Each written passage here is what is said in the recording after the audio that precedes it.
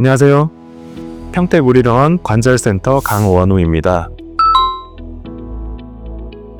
급성골개살은 뼈로 가는 혈류가 차단되면서 뼈가 괴사되는 질환입니다.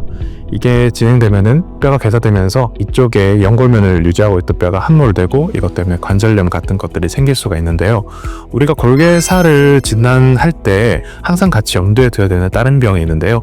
보통 스트레스 골절이나 아니면 연골합 호전 골절 같은 다른 병들을 MRI상에서는 그 양상이 비슷하기 때문에 혼동하는 경우가 있습니다. 그래서 이 부전 골절과 골개살을 항상 염두에 두고 같이 진단을 해야 합니다.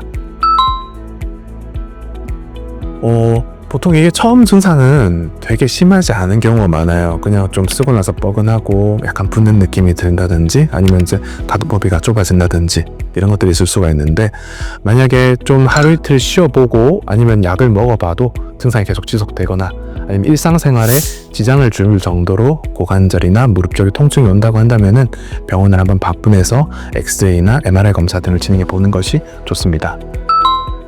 병은 크게 두 가지가 있습니다. 하나는 쉬거나 그냥 둬도 낫는 병이 있고요. 하나는 점점 진행하는 병이 있어요. 이제 아까 말씀드린 부전골절이나 아니면 감기 같은 것도 우리가 쉬기만 해도 낫고 약 먹어도 낫고 안 쓰면 낫잖아요.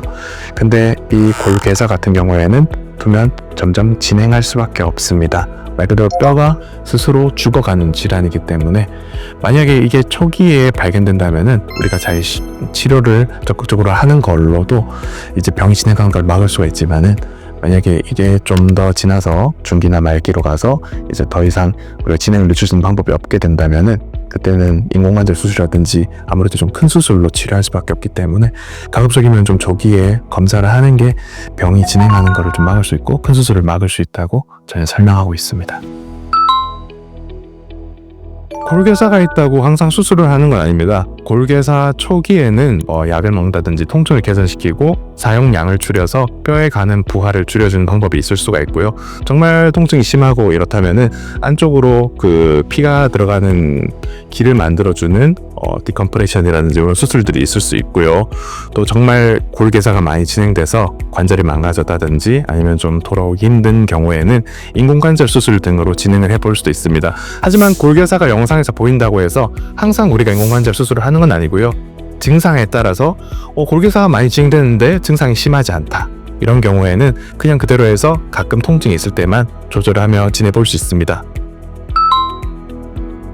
특별히 외상이 없으면서 갑자기 통증이 심하게 오고 또 이게 걸을 때 심해진다든지 아니면 약을 먹거나 물리치료를 받거나 쉬어도 계속 지속된다면은 골개사를 의심해 볼 수가 있습니다.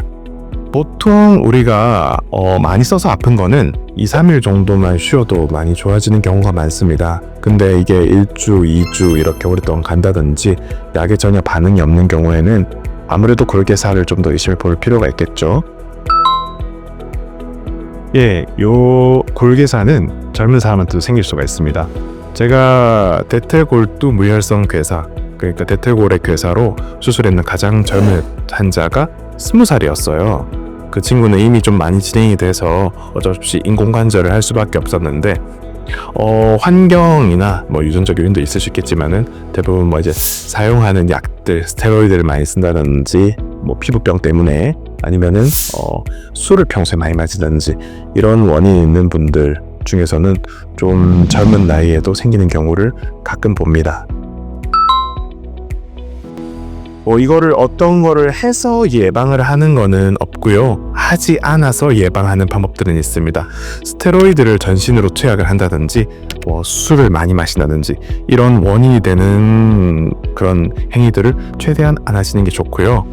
그리고 평소에 좀 적당한 운동이나 이런 걸로 근력 같은 것들을 길러주시는 방법도 있고, 식사 습관이나 이런 것도 좀 건강한 식습관을 가지고 이런다면은 어느 정도는 분명히 원인이 되는 부분들을 배제할 수는 있습니다.